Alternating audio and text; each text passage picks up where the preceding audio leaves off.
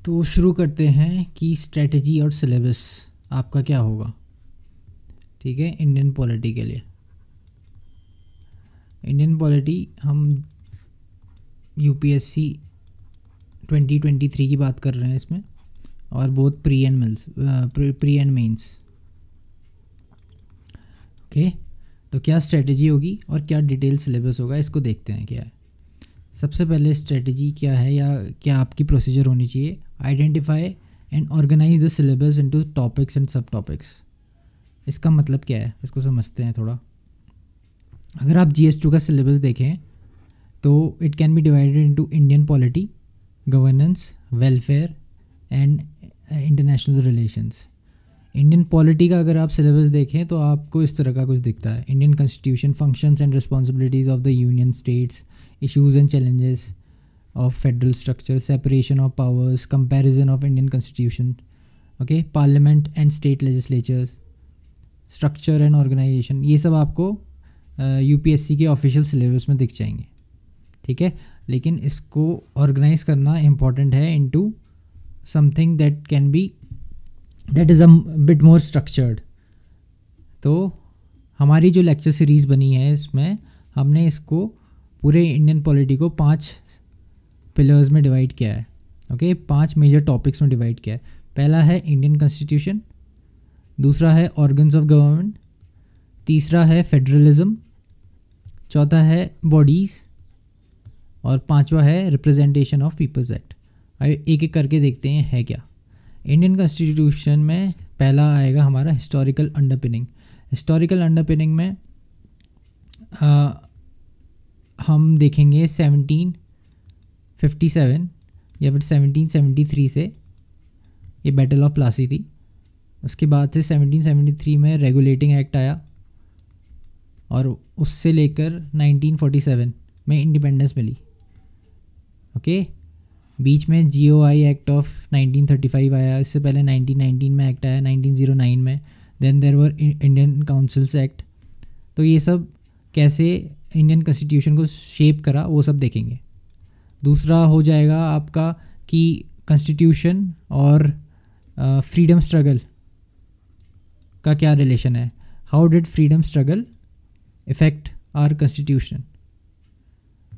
Okay, ऐसे topics बनेंगे। दूसरा हमारी जो लेक्चर सीरीज़ में हम ये जो सब टॉपिक है इसको नहीं पढ़ेंगे, ये मॉडर्न हिस्ट्री के सिलेबस में हमने कवर किया है। ठीक है, क्योंकि अगर ये चैप्टर की पढ़ने से पहले you should have a holistic overview of आपकी फ्रीडम स्ट्रगल, आपका सोशल रिफॉर्म मूवमेंट, आपके फार्मर स्ट्रगल, आपका क्या कहना चाहिए, सोशलिज्म की history in pre independent area.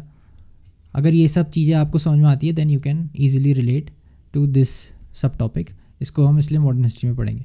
दूसरा है features of Indian constitution. Okay, ये डायरेक्ट लक्ष्मीकांत से है। फिर तीसरा सिग्निफिकेंट प्रोविज़न। इसमें मेनली हम जो मेजर प्रोविजंस हैं उसको हमने कवर किया है। लेक्चर सीरीज़ के लिए प्रीएम्बल हो गया, यूनियन एंड इट्स टेरिटरी हो गया, सिटीजनशिप हो गया, fundamental rights, DPSPs and duties. Basically पहले के पार्ट 1, 2, 3, 4 एंड 4A को इसमें हमने कवर करा है। ठीक है, फिर हम पढ़ेंगे amendment, that is procedures of amendment, और कुछ लिस्ट होगी of some important amendment. Okay, then there is the doctrine of basic structure. ये है आपके फर्स्ट पिलर के अंदर, फर्स्ट मेजर पिलर के अंदर हमने 5 सब हेडिंग्स में डिवाइड करा है। ठीक है, अब इसको थोड़ा सा और डिटेल में सिलेबस को और डिटेल में डिवाइड करा है। फॉर एग्जांपल ये देखिए, इंडियन कॉन्स्टिट्यूशन में फीचर्स देखा, सिग्निफिकेंट प्रोविजंस में प्रीएम्बल, यूनियन टेरिटरीज। जब हम सिटीजनशिप पढ़ेंगे तो इससे करेंट इवेंट्स और कंटेम्प्रेरी इवेंट्स को देख के 2 सब टॉपिक्स इंपॉर्टेंट निकलते हैं, that is CAA and NRC। Example के लिए CAA NRC इंपॉर्टेंट क्यों है, क्योंकि CAA अभी तक इम्प्लीमेंट नहीं हुआ है, बहुत कंटेंशियस इशू है, और HM ने कहा है हमारे कि कोरोना के बाद इम्प्लीमेंट होने वाला है, तो अगले 1-2 साल में बहुत चांसेस हैं कि CAA इम्प्लीमेंट हो, तो फिर से बहुत सारे आर्टिकल्स मिलेंगे, बहुत सारे इश्यूज़ डेवलप होंगे, तो इसको प्रिपेयर करना इंपॉर्टेंट हो जाता है। तो यही मैं कह रहा था कि यही आइडेंटिफिकेशन ऑफ सब टॉपिक्स जो चीज़ है वो ये है, कौन से टॉपिक्स और कौन से सब टॉपिक्स आपके जो ऑफिशियल सिलेबस के अंदर हैं उसको आइडेंटिफाई करना इंपॉर्टेंट हो जाता है।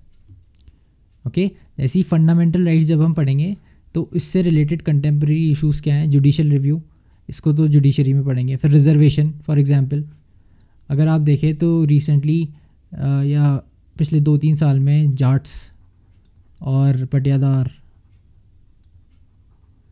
का रिजर्वेशन के लिए एक आंदोलन शुरू हो गया है, राइट, OBC रिजर्वेशन इन स्टेट गवर्नमेंट।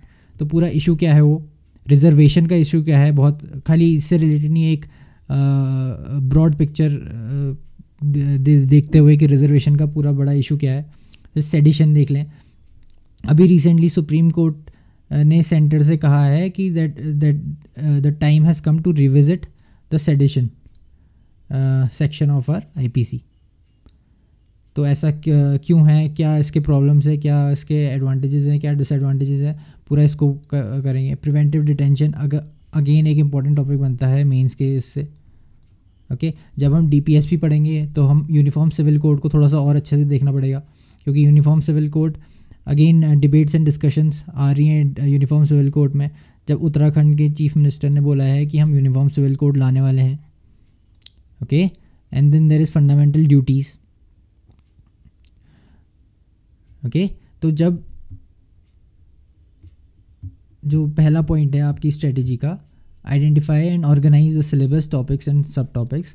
तो जो आपका सिलेबस था UPSC में, आपको उसको एक अच्छे से ऑर्गेनाइज करना है। हर एक क्या कहना चाहिए सब्जेक्ट में, इंडियन पॉलिटी के लिए नहीं है, इकोनॉमी हो या फिर आपका वेलफेयर स्कीम्स वाला टॉपिक हो या फिर गवर्नेंस हो, इंटरनेशनल रिलेशंस हो, मॉडर्न हिस्ट्री हो, सब में आपको पहले सिलेबस को ऑर्गेनाइज करना पड़ेगा। और you will have to identify some subtopics जो उससे रिलेटेड कंटेम्प्रेरी इश्यूज़ में बहुत इंपॉर्टेंट बन जाते हैं। ठीक है, ऐसी ऑर्गन्स ऑफ गवर्नमेंट में हम लेजिस्लेचर पढ़ेंगे, एग्जीक्यूटिव पढ़ेंगे, जुडिशरी पढ़ेंगे एंड सेपरेशन ऑफ पावर्स पढ़ेंगे। Okay, separation of powers between legislative, executive and judiciary. ये पढ़ने का तरीका हमारा कैसा होगा, हम जो सेंटर का लेजिस्लेटिव बॉडी है और स्टेट की लेजिस्लेटिव बॉडी है उसको साथ साथ पढ़ेंगे। Okay, we'll compare and contrast, इन दोनों में फ़र्क क्या है, इन दोनों में सिमिलैरिटीज़ क्या है। ओके, तो इससे फॉर एग्जांपल अगर हम लेजिस्लेचर पढ़ रहे हैं तो पार्लियामेंट के बारे में पढ़ेंगे और स्टेट लेजिस्लेटिव असेंबली के बारे में पढ़ेंगे। ओके, एग्जीक्यूटिव में अगर प्रेसिडेंट पढ़ रहे हैं तो गवर्नर पढ़ेंगे, जुडिशरी में हाई कोर्ट पढ़ रहे हैं तो सुप्रीम कोर्ट पढ़ेंगे।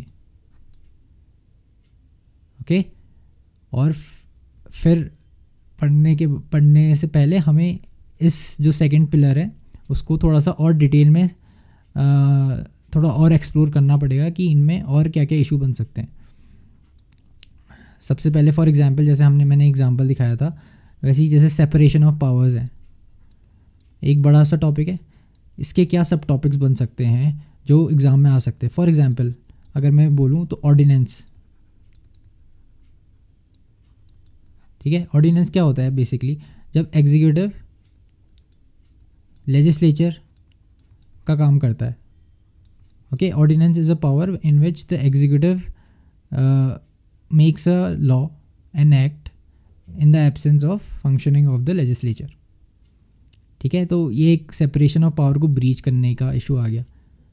तो ऐसी MP लैड फॉर एग्जांपल है, MP लैड में क्या देते हैं, लेजिस्लेचर को हम एग्जीक्यूटिव पावर देते हैं। ओके, हर एक MP को या MLA को एक फिक्स अमाउंट दिया जाता है that he or she is free to spend in his or her constituency. तो हम लेजिस्लेचर को एग्जीक्यूटिव पावर दे रहे हैं एक तरह से। ओके, तो ये एक टॉपिक है, तो MP लैड के बारे में पढ़ना पड़ेगा। तो ऐसी पॉइंट ये है कि सबसे पहले आप ऑर्गेनाइज करो टॉपिक्स को, सिलेबस को, और फिर आइडेंटिफाई करो कि इनसे क्या सब टॉपिक्स निकल सकते हैं। ठीक है, इस तरह से हम प्रोसीड करेंगे। आप लेक्चर सीरीज़ में देखोगे तो हर एक पिलर के पहले हम डिस्कस करेंगे कि क्या क्या सब टॉपिक्स इम्पॉर्टेंट है और उसको आइडेंटिफाई करेंगे। ठीक है, ऐसी थर्ड पिलर है federalism. It's a very very important pillar. इसमें सेंटर स्टेट रिलेशंस है, inter state relations, local bodies, 73rd and 74th amendment. Okay, union territories का क्या इश्यूज़ हैं और क्या कैसे गवर्न होते हैं, बोथ प्री और मेंस के लिए। 5th and 6th schedule areas. Okay, फिर बॉडीज़ में आ जाता है आपका constitutional bodies, statutory bodies and others. Others माने जो स्टैट्यूटरी भी नहीं है, कॉन्स्टिट्यूशनल भी नहीं है। फॉर एग्जांपल नीति आयोग हो गया। ओके, कॉन्स्टिट्यूशनल में आ जाती है आपकी for example chief election commissioner. Okay, इनके अपॉइंटमेंट्स या फिर वर्किंग फंक्शंस।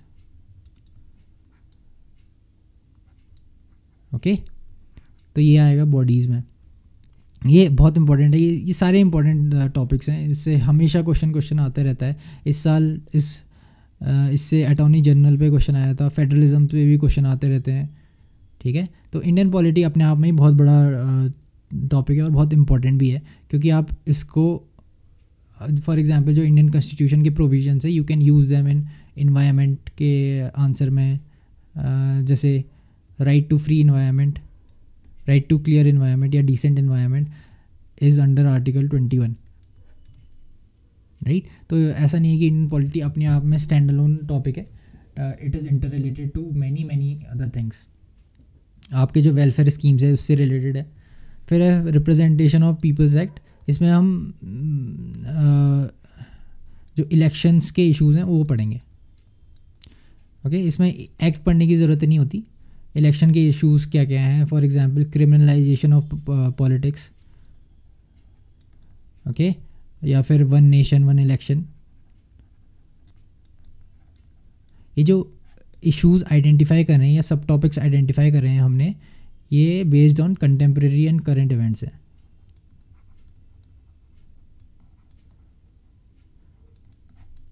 ओके, तो जब भी हम लेक्चर सीरीज़ आप देखोगे तो हर एक पिलर का पहला जो 0th लेक्चर होगा वो होगा ये डिफ़ाइन करने में कि क्या क्या हम पढ़ने वाले हैं, क्या क्या सब टॉपिक्स हैं इसके। ठीक है, तो ये था आपका, सबसे पहले ये करना है। फिर प्री और मेंस के नोट्स एक साथ बनाने, या प्री और मेंस की पढ़ाई एक साथ करनी है। प्री के लिए बेस्ट बुक है लक्ष्मीकांत। ओके, लक्ष्मीकांत आपका कंसेप्चुअल अंडरस्टैंडिंग भी देगी और प्री के लिए आपको प्रिपेयर भी कराएगी। ये स्टैटिक पोर्शन आपका अच्छे से कर देगी। ठीक है, इसको कम्प्लीमेंट करना है करंट अफेयर से। सिमिलरली मेंस के लिए कैसे पढ़ाई करनी है। मेंस के लिए सबसे पहले आपने टॉपिक्स को आइडेंटिफाई कर लिया जो इम्पोर्टेंट है। ओके, आइडेंटिफाई कर दिया, फिर इसके नोट्स बनाए। ओके, इसके लिए नोट्स मेकिंग इंपॉर्टेंट है, बहुत इंपॉर्टेंट हो जाती है, क्योंकि मेंस के लिए आपके पास 4 महीने का टाइम मिलेगा और इसमें आपको हर चैप्टर हर सब्जेक्ट पढ़ना है अलॉन्ग विद योर ऑप्शनल। ठीक है, तो ज़्यादा टाइम नहीं मिलता। अभी से आप मेंस की तैयारी करो, शॉर्ट नोट्स बनाओ। नोट्स कैसे बनाना है ये इंपॉर्टेंट है। हर एक नोट्स, अगर आपने टॉपिक आइडेंटिफाई कर दिया, सबसे पहले जब आप टॉपिक आइडेंटिफाई कर रहे हो तो you should be very clear कि ये टॉपिक इंपॉर्टेंट क्यों है, इसकी रेलेवेंस क्या है, क्यों आ सकता है। ऐसी हर कोई टॉपिक नहीं करना है। ठीक है, आप जाओगे तो अगर आप देखोगे तो बहुत सारे टॉपिक्स बन सकते हैं, बहुत सारे, क्योंकि लोग डिटेल में जाते जाते रहते हैं। बट टॉपिक्स जनरली जो आते हैं वो बहुत ब्रॉड टॉपिक्स से आते हैं, बहुत ब्रॉड इन द सेंस बहुत ब्रॉड इश्यूज से आते हैं। ठीक है, बहुत डिटेल या प्रिसाइज टॉपिक्स नहीं आते। ओके, फॉर एग्जांपल एनर्जी है, एनर्जी एक GS3 में टॉपिक है। ठीक है, एनर्जी में रिन्यूएबल एनर्जी होती है, पेट्रोलियम एनर्जी होती है। ओके, मोटा मोटा मैं बात कर रहा हूँ। रिन्यूएबल एनर्जी में सोलर होता है, विंड होता है। ओके, और क्या सोलर, विंड, हाइड्रो पावर वगैरह वगैरह। ठीक है, विंड में अगर आप थोड़ा सा और डिटेल में जाओगे तो ऑफ शोर, ऑन शोर होता है। तो आप डिटेल में जाना चाहो तो बहुत डिटेल में जा सकते हो। ठीक है, एक टाइम के बाद ये इंपॉर्टेंस इसकी लूज़ हो जाती है, क्योंकि स्पेसिफिक क्वेश्चन बहुत कम आते हैं, हमेशा ब्रॉड क्वेश्चन आएंगे भी तो रिन्यूएबल एनर्जी में एक टॉपिक बहुत इंपॉर्टेंट हो सकता है। सोलर एनर्जी, विंड एनर्जी अपने आप में कम इंपॉर्टेंट है, लेकिन ये ऑफ शोर ऑन शोर मेंस के लिए तो बिल्कुल ही इंपॉर्टेंट नहीं है। ठीक है, तो ऐसे ही आइडेंटिफाई द टॉपिक्स, आपको क्लियर होना चाहिए ये टॉपिक इंपॉर्टेंट क्या है। फिर नोट्स बनाए, नोट्स कैसे बनाने हैं ये देखो। सबसे पहले हर एक टॉपिक का इंट्रो लिखो, ठीक है। फिर कॉन्स्टिट्यूशनल प्रोविज़न क्या है, या कोई गवर्नमेंट स्कीम है,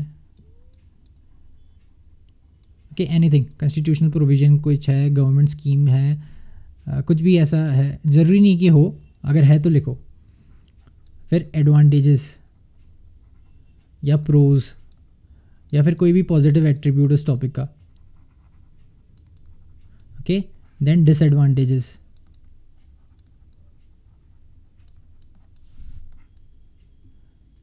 डिसएडवांटेजेस हो गया, चैलेंजेस हो गया, या फिर कोई भी नेगेटिव एट्रीब्यूट, ओके, अगर है तो लिखना है।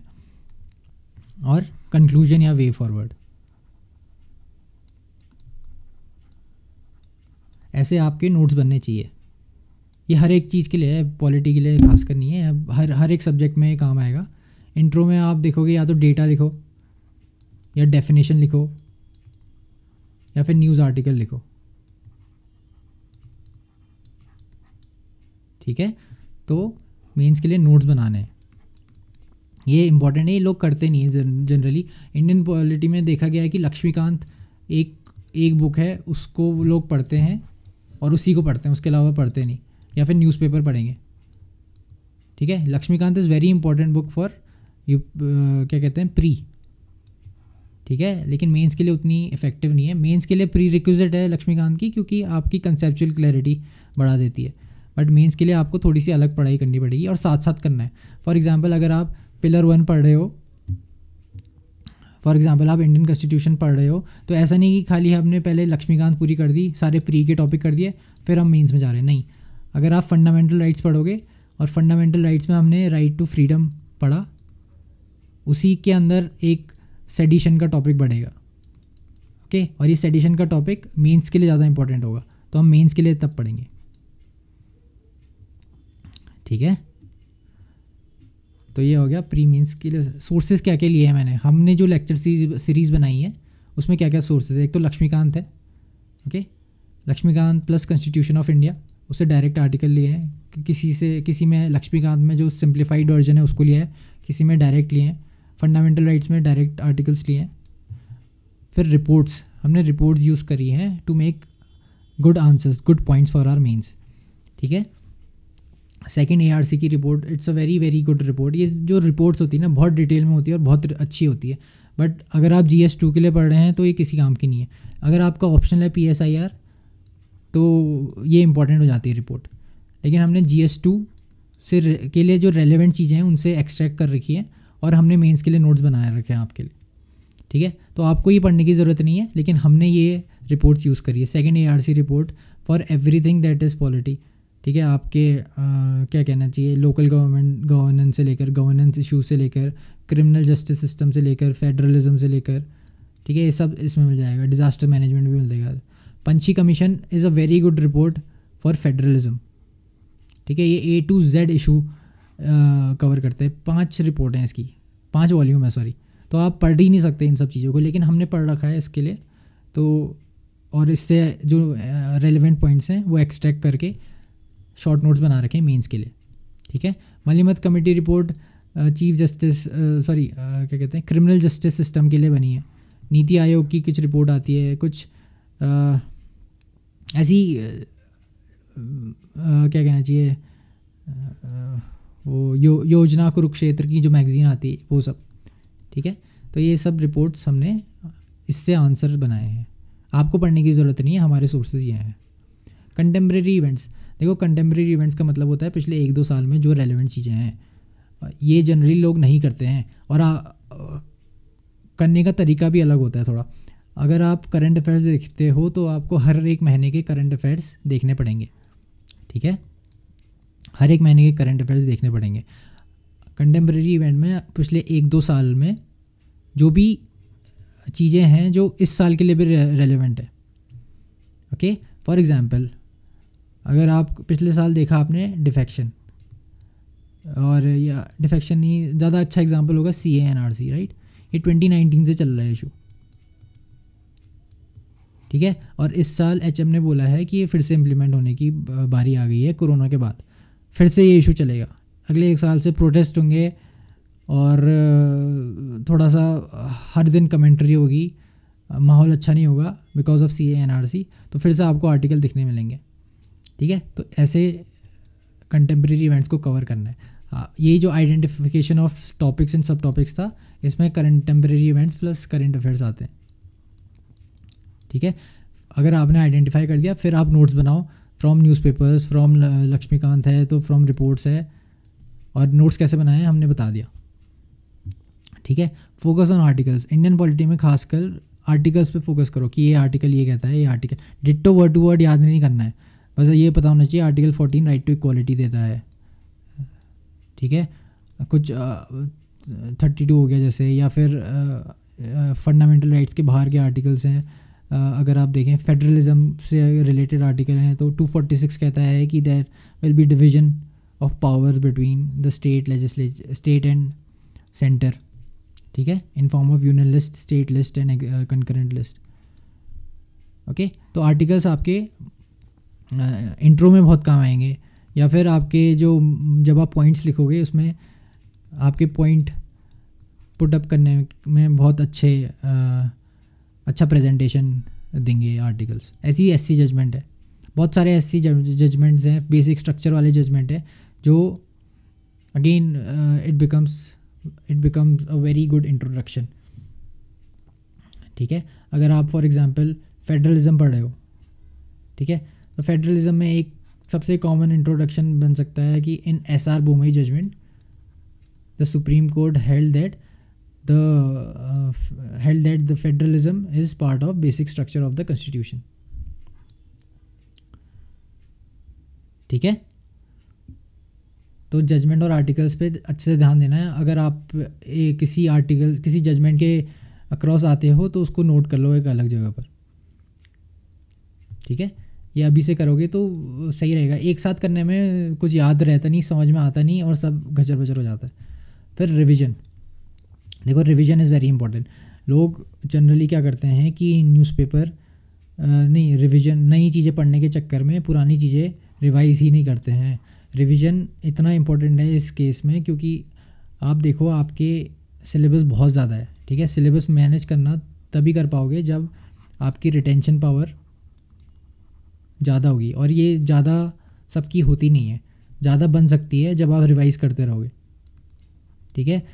जितना पढ़ा है उसको अच्छे से कर लो, फिर नई चीज़ें पढ़ना, ठीक है। रिवीजन का सबसे अच्छा तरीका होता है आपने एक चीज़ पढ़ी और उसी दिन रिवाइज़ करा सोने से पहले, ठीक है। फिर इस चीज़ को 2 दिन बाद रिवाइज़ करा, ठीक है। फिर 4 दिन बाद करा, फिर 1 हफ्ते बाद करा, ठीक है। फिर 1 और हफ्ते बाद करा, फिर 1 हफ्ते बाद करा, फिर धीरे धीरे फ्रीक्वेंसी बढ़ा दी, मतलब घटा दी। पहले शुरुआत में फ्रीक्वेंसी बढ़ाना बहुत इंपॉर्टेंट है, और यहाँ पे लोग मिस कर जाते हैं। लोग क्या करते हैं, मंडे को मैंने पॉलिटी पढ़ी तो अगले मंडे पॉलिटी में ही रिवीजन होगा, नहीं। पहले के जो शुरुआत के रिवीजन होते हैं बहुत फ्रीक्वेंटली होनी चाहिए, ठीक है। और तभी जब आप बिल्कुल नए हो इसमें तो it's okay to take it very slow नहीं, स्लो, ज़्यादा धीरे नहीं करना है। ऐसा नहीं है कि वो मैराथन वाले लेक्चर 30 घंटे में पूरा इंडियन पॉलिटी या फिर 10 घंटे में इंडियन पॉलिटी, नहीं। एक दिन में 4 घंटे की पढ़ो, लेकिन उसको रिवाइज़ करो, ठीक है। फिर अगले दिन उसको फिर से रिवाइज़ करो और नई चीज़ें फिर से उसमें ऐड करो, फिर चौथे दिन फिर से पढ़ो और फिर रिवाइज़ करो, ठीक है। तो revision is very very important. फिर इसके बाद आंसर राइटिंग आती है। आंसर राइटिंग कैसे करना है इसके लिए डिटेल में करेंगे, अभी इतना करने की ज़रूरत नहीं है। अगर आप इसको जून में देख रहे हो तो जून जुलाई में देख रहे हो, ठीक है। तो अभी इसमें आंसर राइटिंग में ज़्यादा फोकस करने की ज़रूरत नहीं है। पहले आप 3-4 सब्जेक्ट पूरा कर लो, इंडियन पॉलिटी कर लो, इकोनॉमिक्स कर लो, ठीक है, जोग्राफी प्लस एनवायरनमेंट कर लो, वेलफेयर स्कीम्स कर लो, मॉडर्न हिस्ट्री कर लो। जब ये मेजर टॉपिक्स पूरे हो जाएंगे then you will have broader understanding of what is going on around you. ठीक है, उसके बाद आपकी काबिलियत बनेगी आंसर लिखने की।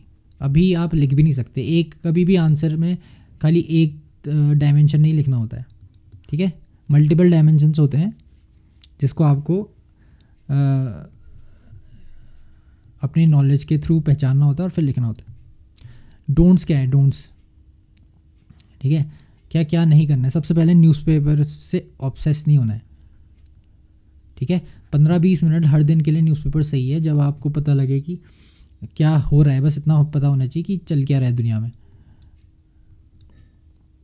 ठीक है, लेकिन ये ऑब्सेशन जो हो जाता है ना न्यूज़पेपर से, कि 2 घंटे रोज़ सुबह या 2 घंटे रात को लोग लगे रहते हैं, अंडरलाइन करेंगे, उसके बाद इसी से नोट्स बनाएंगे, तो नोट कुछ फ़ायदा नहीं है न्यूज़पेपर पढ़ के। मैं बताता हूँ क्यों नहीं है फ़ायदा। सबसे पहले जो न्यूज़पेपर वाले जो लोग हैं वो आपके लिए न्यूज़ नहीं लिख रहे, वो आपके लिए एडिटोरियल नहीं लिख रहे। ठीक है, आप बहुत माइनॉरिटी हो उनके कस्टमर्स में। ठीक है, तो जो न्यूज़पेपर्स होते हैं वो यूपीएससी के लिए नहीं बने होते बेसिकली। तो उसमें पॉलिटिकल न्यूज़ भी आएगी, कुछ न्यूज़ होगी जो क्या कहना चाहिए, एजेंडा ड्रिवन होगी, राइट। कुछ पॉजिटिव नेगेटिव नहीं दिखाएगी, कुछ खाली पॉजिटिव दिखाएगी, कुछ खाली नेगेटिव दिखाएगी। ओके, आजकल इन्वायरमेंट इतना पॉलिटिसाइज हो चुका है कि एक अच्छा फेयर एनालिसिस मिलना एडिटोरियल में थोड़ा मुश्किल हो जाता है। ओके, दूसरा रीज़न है न्यूज़पेपर ना पढ़ने का, क्योंकि स्टोरीज़ एक दिन में डेवलप नहीं होती। फॉर एग्ज़ाम्पल अगर मैं बताऊं तो जैसे ये महाराष्ट्र का करंट पॉलिटिकल क्राइसिस है। ठीक है, ये 23 जून को शायद शुरू हुआ, या फिर उससे पहले 20 जून को सपोज शुरू हुआ। तब से रोज़ कुछ ना कुछ एडिटोरियल आ रहे हैं हर एक न्यूज़पेपर में। ठीक है, स्टोरी डेवलप नहीं हुई है, और अभी ख़त्म भी नहीं हुई स्टोरी। अभी स्पीकर का क्या रोल होना चाहिए, या फिर एंटी डिफेक्शन क्या होता है, या गवर्नर का क्या रोल होना चाहिए, सब स्टोरीज डेवलप होंगी। फिर जब एक बार स्टोरी डेवलप हो गई तब आप एक साथ पढ़ो सारे चीज़ों को, बजाय इसके कि रोज़ एडिटोरियल पढ़ो, कुछ ना कुछ अलग हो रहा है, कभी कुछ एनालिसिस हो रहा है, कभी सिमिलरली ये जो रशिया इन्वेजन है, ठीक है, ये हुआ था फरवरी 23 को शायद। ठीक है, तब से आज तक कितनी चीज़ें हो गई हैं, और हर दिन कुछ ना कुछ अलग हो रहा है, और हर दिन कुछ ना कुछ एडिटोरियल निकल रहे हैं। अगर आप हर एक एडिटोरियल को पढ़ने लग गए तो आपका इतना आप इसको इंफॉर्मेशन ओवरलोड कर दोगे इस टॉपिक पे कि आप उसको खुद ही यूज़ नहीं कर पाओगे। इससे अच्छा कि आप इस इवेंट को सेटल होने दो, फिर अलग अलग डायमेंशन देखो। इंडिया रशिया डायमेंशन तब देख लेना, इंडिया क्वाड डायमेंशन तब देखना, रशिया यूक्रेन का जो ह्यूमैनिटेरियन इश्यूज़ है वो देखना तब, यूरोप और इंडिया और रशिया का जो टाइलेटरल अरेंजमेंट है तब देखना। ठीक है, तो इसलिए न्यूज़पेपर नहीं पढ़ना चाहिए। तीसरा रीज़न है न्यूज़पेपर ना पढ़ने का कि आपको महीने के एंड में जो विजन आईएएस या वाजीराम आईएएस की जो कंपाइलेशन है वो पढ़नी पड़ेगी। ठीक है, इनका सब्स्टिट्यूट नहीं है, ये बनाते ही यूपीएससी प्रिपरेशन के लिए। ठीक है, न्यूज़पेपर यूपीएससी प्रिपरेशन के लिए नहीं बनते, लेकिन ये न्यूज़पेपर प्रिपरेशन के लिए बनते हैं, ये यूपीएससी प्रिपरेशन के लिए बनते हैं। प्लस इसमें पीआईबी का भी होता है और कुछ योजना मैगज़ीन वगैरह के भी आर्टिकल्स होते हैं, तो ये होलिस्टिक होता है। तो जब आप ये पढ़ने ही वाले हो महीने के एंड में, तो अभी क्यों टाइम वेस्ट करना है न्यूज़पेपर्स में। ठीक है, फिर दूसरा है कि पीएचडी नहीं करनी है आप लोगों को। पीएचडी का मतलब कि डिटेल में घुसते नहीं जाना। जैसे मैंने बताया था, कुछ हद तक टॉपिक सही है, लेकिन वो टॉपिक्स को आइडेंटिफाई करते करते कुछ लोग कुछ ज़्यादा ही जोश में आ जाते हैं। जैसे मैंने अभी एनर्जी का एग्जांपल बताया, राइट। अब एनर्जी का दूसरा एग्जांपल देख लेते हैं, जैसे पेट्रोलियम हो गया, या फिर क्या कहना चाहिए, फॉसिल फ्यूल हो गए। ठीक है, उसमें कोल हो जाता है, कोल का प्रोडक्शन और कैसे उससे एनर्जी निकलती है। फिर कोल के अंदर और अंदर जाओगे तो कोल गैसिफिकेशन का वो आता है टॉपिक। ठीक है, आप अंदर घुसते जाओगे तो इसके अंदर भी आपको एक टॉपिक मिलेगा। ठीक है, इतने डिटेल में पढ़ने की ज़रूरत नहीं है। आप एक बहुत ब्रॉड ओवरव्यू लो कि एनर्जी में इंडिया की एनर्जी प्रॉब्लम्स क्या है, ठीक है। इसके अंदर जाओ क्योंकि रिन्यूएबल एनर्जी और पेट्रोलियम एनर्जी इंपॉर्टेंट है। पेट्रोलियम इसलिए भी इंपॉर्टेंट हो जाती है क्योंकि अभी रशिया यूक्रेन की वॉर चल रही है, क्या इसके डायमेंशन हैं वो देखो, ठीक है। ये आइडेंटिफाई करो कि कौन से टॉपिक्स आ सकते हैं और फिर नोट्स बनाओ। तो पीएचडी नहीं करनी, ओके। और डोंट स्टॉप रिवाइजिंग, रिवीजन तो रिवीजन है, रिवीजन के अलावा कुछ नहीं कर सकते आप। रिवीजन लोग नए टॉपिक शुरू कर देते हैं क्योंकि नया नया इंटरेस्टिंग होता है, रिवीजन बोरिंग होता है, और होता भी है रिवीजन बोरिंग, लेकिन उसका कोई सब्स्टिट्यूट नहीं है रिवीजन का, ठीक है। तो ये था आपकी स्ट्रेटेजी। अगर आप पूरी प्लेलिस्ट देखोगे इंडियन पॉलिटी की तो आपको खुद समझ में आ जाएगा कि कैसे पढ़ना है, क्या पढ़ना है। बस ये जो थोड़े बहुत डूज एंड डोंट्स हैं इस पर ध्यान रखो, रिवीजन करते रहो, ठीक है। ये जो ये बताया मैंने सोर्सेस, ये आपके मतलब का नहीं है, लक्ष्मीकांत आपको रखना है, बाकी सब आपको नहीं पढ़ना है, ये हमने पढ़ रखा है। अगर आपको कुछ डाउट लगता है तो इसमें से देख लेना, वैसे पढ़ने की ज़रूरत नहीं है, ठीक है। करंट अफेयर्स को आपको खुद सप्लीमेंट करना पड़ेगा थ्रू ये क्या कहते हैं, जो ये कंपाइलेशन नोट्स होते हैं महीने के एंड में, ठीक है। ये तो ओवरऑल एक ब्रॉड स्ट्रेटजी है, बहुत रिजिड भी मत रहना अपनी स्ट्रेटजी में। अगर आपको लग रहा है कि कहीं पर मुझे ज़्यादा फोकस करना है, ऑप्शन में ज़्यादा फोकस करना है, या फिर किसी एक टॉपिक में ज़्यादा फोकस करना है, या फिर इसमें से कुछ और टॉपिक्स ऐड करने हैं तो ऐड करना, बट ओवरऑल ये स्ट्रेटजी होनी चाहिए आप लोगों की इंडियन पॉलिटी के लिए। बहुत इजीली हो जाएगा। अगर आप 20 दिन दोगे तो पूरा सिलेबस पहली बार, अगर आप पहली बार पढ़ रहे हो बिना किसी उसके, तो 20 दिन में सिलेबस हो जाएगा।